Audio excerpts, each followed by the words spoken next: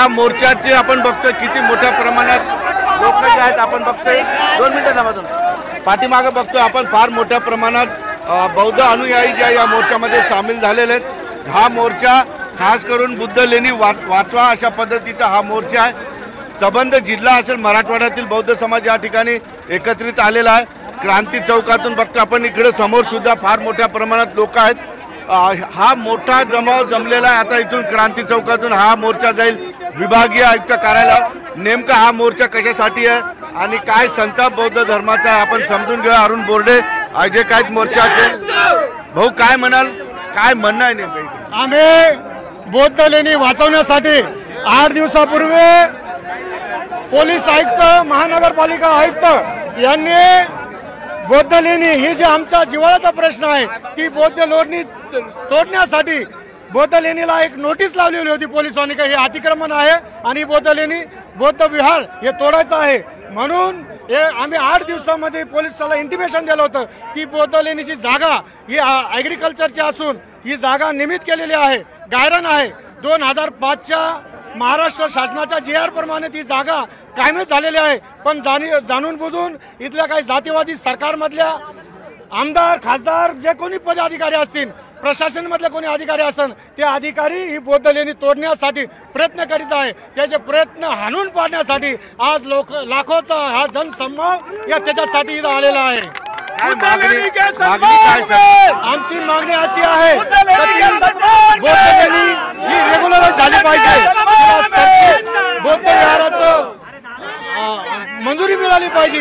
यासाठी आम्ही आज लाखोच्या संख्येने क्रांती चौक इथे जमलेलो आहोत। काय म्हणणं आहे? मागच्या 60 वर्षापासून बुद्ध लेणी येथे बौद्ध समाज मोठ्या प्रमाणामध्ये अतिशय भावनिक अशा प्रकारच्या दृष्टीने त्या ठिकाणी विजयादशमीच्या दिवशी जमा होत असतो आणि गेल्या अनेक वर्षापासून ही एक परंपरा त्या ठिकाणी पडलेली आहे। परंतु या परंपरेला छेल घालण्याचं काम मनुवाद्याच्या माध्यमातून त्या ठिकाणी होत आहे आणि मनुवाद्यांचा हा डाव हाणून पाडण्याचं काम इथला आंबेडकरी समाज केल्याशिवाय राहणार नाही अशा प्रकारचा इशारा आम्ही पोलीस प्रशासनाला या ठिकाणी देऊ इच्छितो। आता काय म्हणाल तुम्ही? थोडं पुढे इकडे। बुद्ध लेणीच्या पायथ्याशी असलेलं प्रज्ञा प्रसार बुद्ध विहार हे गेल्या 70 ते 80 वर्षापासून त्या ठिकाणी स्थापित झालेलं आहे आणि बुद्ध लेणीच्या पायथ्याशी असलेल्या विहाराला जर प्रशासन त्या ठिकाणी नोटीस देऊन पाडण्याचा प्रयत्न करत असेल तर दलित आणि आंबेडकरी समाज हा कदापि सहन करणार नाही।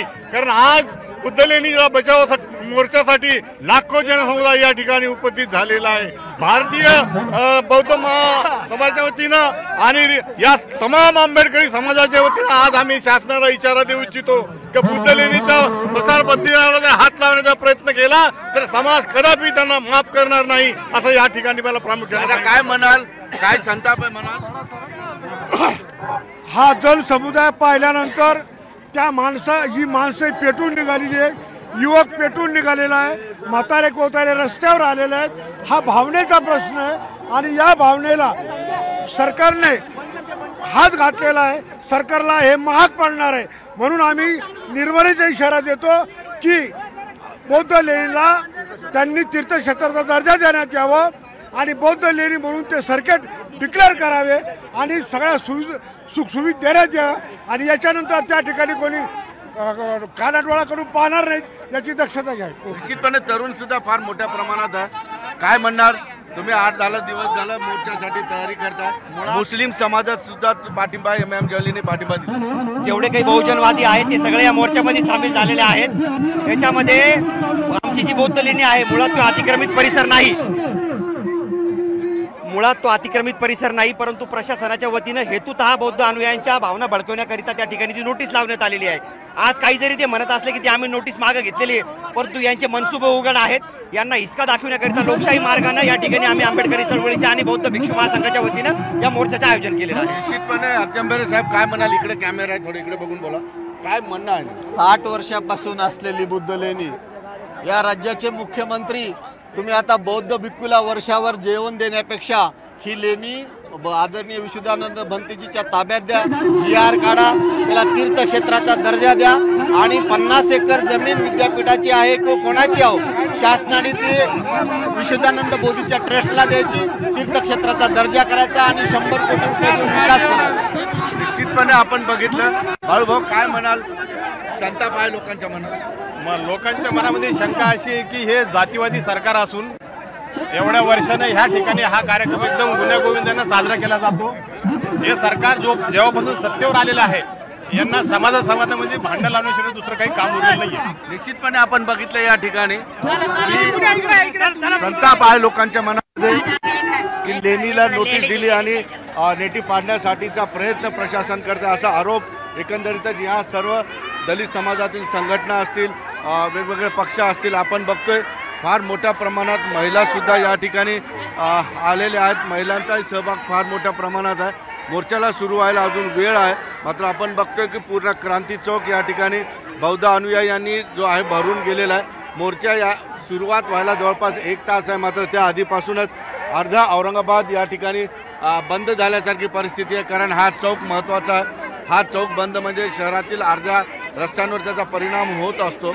आणि विशेष करून आज जिल्हा प्रशासनानं शहरातील संपूर्ण शाळांनासुद्धा सुट्ट्या दिलेल्या आहेत, काही रस्तेसुद्धा बंद केलेले आहेत. निश्चितपने बौद्ध लेणीचं जे मंदिर आहे, बौद्ध मंदिर, हा दलित समाजाचा आस्थेचा विषय आहे.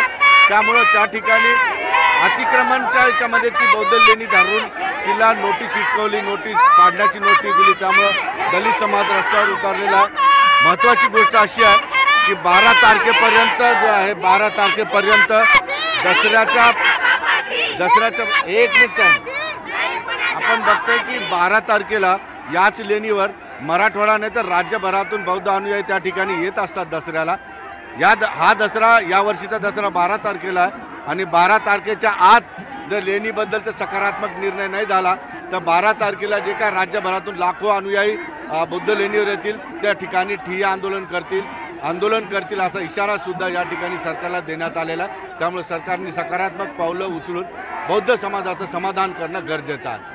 सुधीर जाधवसह सिद्धार्थ गोदाम, न्यूज 18 लोकमत, छत्रपती संभाजीनगर. छत्रपती संभाजीनगरमध्ये